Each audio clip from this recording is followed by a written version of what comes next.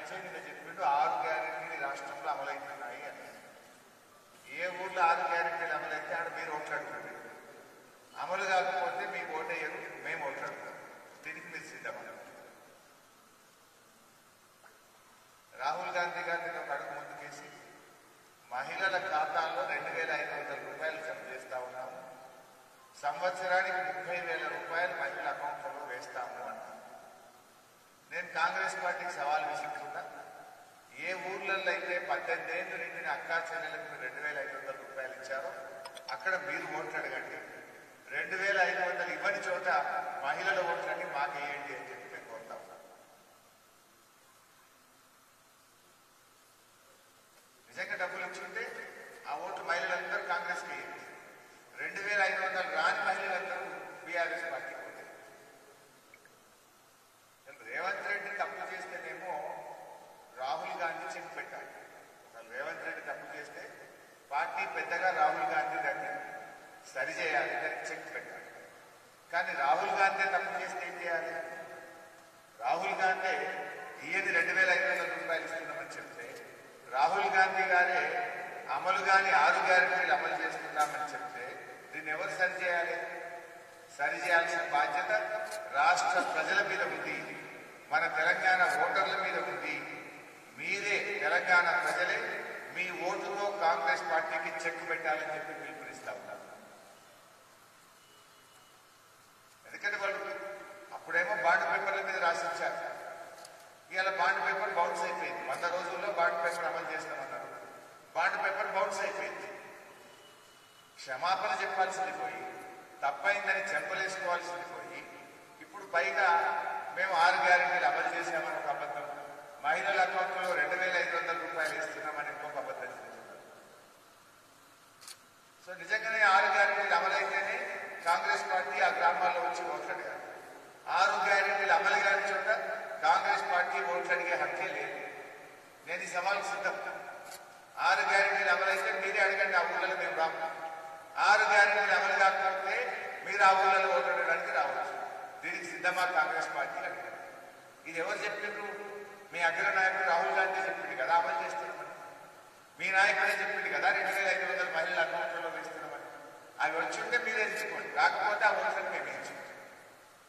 లేదు మీరు అబద్ధం చెప్తుంటే క్షమాపణ చెప్పి ముక్కునాలి కదా, తప్పైంది అబద్ధం చెప్పినాము అని చెంపలేసుకోండి. తెలంగాణ ప్రజల క్షమాపణ కోరండి. 100 రోజుల్లో 6 గ్యారెంటీలు అమలు చేస్తామని తెలంగాణ ప్రజల్ని మోసం చేసినందుకు బేషరతుగా క్షమాపణ చెప్పాలి.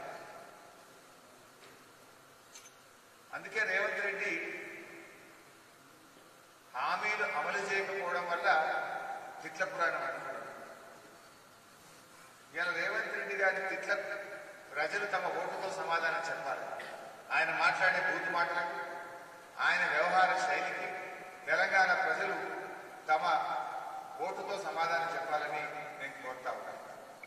ఇలా కేసీఆర్ గారు ఈ మెదక్ జిల్లా ముందు పెట్టారు. ఉద్యమానికి ఊపిరి పోసిన గడ్డ ఈ మెదక్ జిల్లా. ఇలా ఈ మెదక్ జిల్లా యొక్క కీర్తి ప్రతిష్టలను ఆకాశాన్నంత ఎత్తున నిలబెట్టిన నాయకుడు కేసీఆర్. ఆ కేసీఆర్ను పట్టుకొని ఇలా రేవంత్ రెడ్డి నానా రీతిగా మాట్లాడడం అంటే ఇది మెదక్ జిల్లా ప్రజలను అవమానపరచడం. ఇది కేసీఆర్ అన్నట్టు కాదు. ఈ మెదక్ జిల్లా ముద్దుబిడ్డ కేసీఆర్ ఉద్యమాన్ని ఈ జిల్లా నుంచి ప్రారంభించి తెలంగాణ రాష్ట్రాన్ని కేసీఆర్ సాధించారు. ఆ కేసీఆర్ నిలిచడం అంటే ఇది మెదక్ జిల్లా ప్రజలను అవమానపరచడం, మెదక్ గడ్డను అవమానపరచడం. మెదక్ గడ్డను అవమానపరుస్తూ మన బిడ్డ కేసీఆర్ను అవమానపరిచిన రేవంత్ రెడ్డికి, కాంగ్రెస్ కు మీ ఓటుతో బుద్ధి చెప్పాలని చెప్పి నేను పిలుపునిస్తా ఉన్నాను. ఇలా బీజేపీ పార్టీ స్వయంగా ప్రధానమంత్రి గారే చెప్పారు, తల్లిని చంపి బిడ్డను బతికించరు అని చెప్పి తెలంగాణ రాష్ట్ర ఏర్పాటు మీద తన ఆక్రోశాన్ని వెల్లగక్కినటువంటి పార్టీ బీజేపీ పార్టీ. 10 ఏళ్ల బీజేపీ పాలనలో పేదోడికి చేసింది ఏం లేదు. అదానీ అంబానీలను ప్రపంచపు పేర్లు చేసింది తప్ప పేదలకు మాత్రం బీజేపీ చేసింది అయితే ఏమీ లేదు. ఇలా బీజేపీ ఏం చెప్పి ఓట్లు అడుగుతా ఉన్నారు. 10 ఏళ్ల పాలనలో బీజేపీ తెలంగాణలోని 7 మండలాలు తీసుకుపోయి ఆంధ్రాలో కల్పించింది. లోయర్ సీనియర్ పవర్ ప్రాజెక్ట్ దక్కకుండా చేసింది. Medical college, nursing college, Navodaya కాలేజీల స్థాపనలో తెలంగాణకు మొండి చేయి చూపించింది. తెలంగాణకు జాతీయ ప్రాజెక్టు లేకుండా మొండి చేయి చూపించింది. సో అటువంటి బీజేపీ కూడా తగిన గుణపాఠం చెప్పాలని చెప్పి కూడా నేను కోరుతా ఉన్నాను. ఈరోజు మెదక్ జిల్లా అభివృద్ధిలో అగ్రగామిగా నిలిపింది కేసీఆర్. ఇదే కాంగ్రెస్ వాళ్ళు బీజేపీ వాళ్ళు ఏం మాట్లాడారు? అన్ని నిధులు మెదక్ జిల్లాకేనా అని మాట్లాడతారు. ఇలా 3 జిల్లాల కళను నిజం చేసింది కేసీఆర్. మెదక్ జిల్లా, సంగారెడ్డి జిల్లా, సిద్దిపేట జిల్లాలు ఏర్పాటు చేసి జిల్లాల కళను నిజం చేసింది కేసీఆర్. ఇవాళ రేవంత్ రెడ్డి అంటాడు ఆ జిల్లా తీసేస్తాడు. అంటే మెదక్ జిల్లా తీసేస్తా అన్నందుకు ఇలా మెదక్ ప్రజలు, నర్సాపూర్ ప్రజలు ఓటేయాల? నీ నోటికాడు ముక్కని ఎత్తకూడదా? నీ జిల్లా తీసేస్తా అంటుంది రేవంత్ రెడ్డి. మెదక్ జిల్లా రద్దు చేస్తా అన్నందుకు మెదక్ జిల్లా ప్రజలు ఇంకా ఈ కాంగ్రెస్ పార్టీ ఓటేయాలా అని నేను అడుగుతా ఉన్నాను. ఇవాళ ప్రజలు ఆలోచించాలి, తస్మాత్ జాగ్రత్త. కాంగ్రెస్ కు ఓటేయడం అంటే మన జిల్లాను మనం పోగొట్టుకున్నట్టే అయితే, మన జిల్లాను మనం పోగొట్టుకున్నట్టయితే ప్రజలు ఆలోచించాల్సినటువంటి అవసరం ఉంది. ఇవాళ రేవంత్ రెడ్డి గారు జిల్లాలు రద్దు చేస్తా అంటారు. అంటే ఇలా సంగారెడ్డి జిల్లా పోతుందా, మెదక్ జిల్లా పోతుందా, సిద్దిపేట జిల్లా పోతుందా? ఉన్న జిల్లాలను పోగొట్టడం కోసం కాంగ్రెస్ పార్టీ ఓటేయాలన్నా? ఇప్పటి వరకు కాంగ్రెస్ పార్టీ దీన్ని నోరెత్తలేదు. నేను అడుగుతా ఉన్న, డిమాండ్ చేస్తున్న రేవంత్ రెడ్డి గారు, జిల్లాల రద్దును ప్రకటనను మీరు ఉపసంహరించుకుంటారా లేదా? దీని మీద మీరు మాట్లాడలేదంటే జిల్లాలను రద్దు చేస్తారని ఈ జిల్లా ప్రజలు అనుకోవాల్సి వస్తుంది. ఎందుకంటే గత కొద్ది రోజులుగా మేము మాట్లాడుతున్నాం, మా కేసీఆర్ గారు మాట్లాడుతున్నారు, లేదు మేము జిల్లాలు రద్దు చేయమని మీ ప్రకటన మీరు వెనక్కి తీసుకుంటలేదు.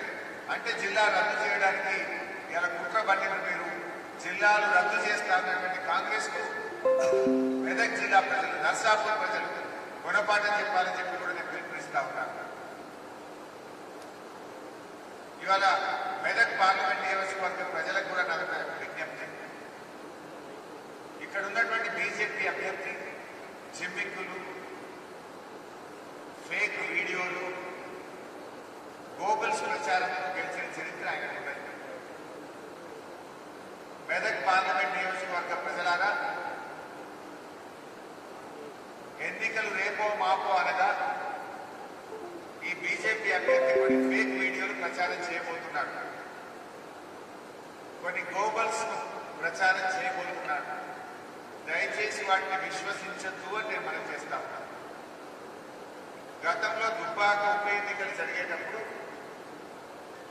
ఒకరోజు ముందు కాంగ్రెస్ అభ్యర్థి బీజేపీలో బీఆర్ఎస్ లో చేరుతున్నట్టు, కాంగ్రెస్ అభ్యర్థి బీఆర్ఎస్ లో చేరుతున్నట్టు ఒక ప్రముఖ టీవీ ఛానల్ పేరిట సోషల్ మీడియాలో వీడియోలు, ఫేక్ వీడియోలు రిలీజ్ చేశారు.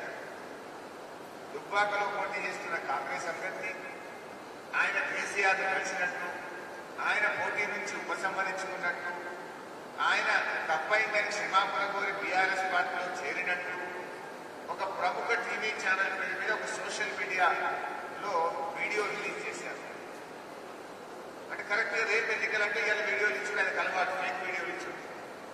రేపు కూడా ఓటమి భయంతో అలాంటి ఫేక్ వీడియోలు, అబద్ధాలతో కూడినటువంటి ప్రెస్ మీట్లు, సోషల్ మీడియాలో గ్లోబల్స్ ప్రచారం చేయబోతున్నారు.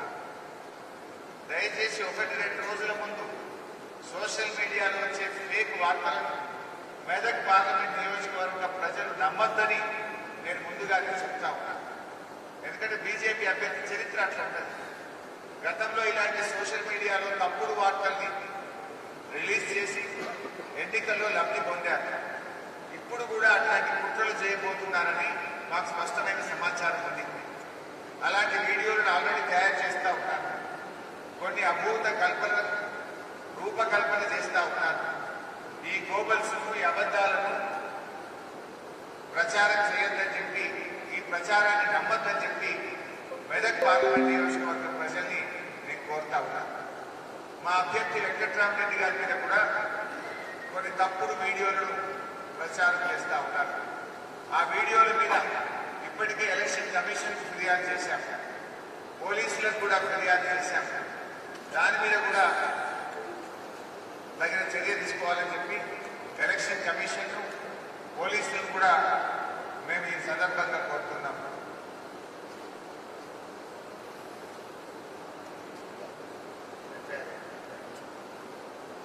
వెంకట్రామరెడ్డి గారి మీద రిలీజ్ చేసిన ఫేక్ వీడియో మీద బీజేపీ యువమోర్చా నాయకుడు ఎవరైతే ఈ ఫేక్ వీడియోను రిలీజ్ చేసిందో ఆయన మీద పటాన్ చెరువు పోలీస్ స్టేషన్లో ఎఫ్ఐఆర్ నమోదు చేయడం జరిగింది పోలీసులు.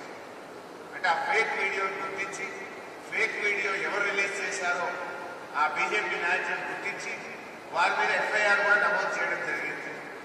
సో ఇలాంటి ఫేక్ వీడియోలను ప్రచారంలో పెట్టడంలో బీజేపీ నాయకులు సిద్ధహస్తులు. ముఖ్యంగా బీజేపీ పార్లమెంట్ అభ్యర్థి ఆయన 2-3 రోజుల ముందు రేపు ఎలక్షన్ అనగా కొద్ది గంటల్లో ఎన్నికల ప్రక్రియ ప్రారంభమవుతుందనగా ఇలాంటి ఫేక్ వీడియోలను, ప్రెస్ మీట్లను, అబద్ధాలను, గోబల్స్ ప్రచారం చేయబోతారు. దయచేసి ప్రజలు వాటిని విశ్వసించొద్దని, అటువంటి వార్తలు రాబోతున్నాయి మేము ముందే చెప్తున్నాం. అటువంటి ఫేక్ వీడియోలు, గోబల్స్ ప్రచారం, అబద్ధాలతో కూడిన ప్రెస్ మీట్లు పెట్టబోతున్నారు కనుక వాటిని ప్రజలు విశ్వసించొద్దని, నిజాలు తెలుసుకున్న తర్వాతనే నమ్మాలని నేను మెదక్ పార్లమెంట్ ప్రజలకు విజ్ఞప్తి చేస్తున్నాను. Thank you.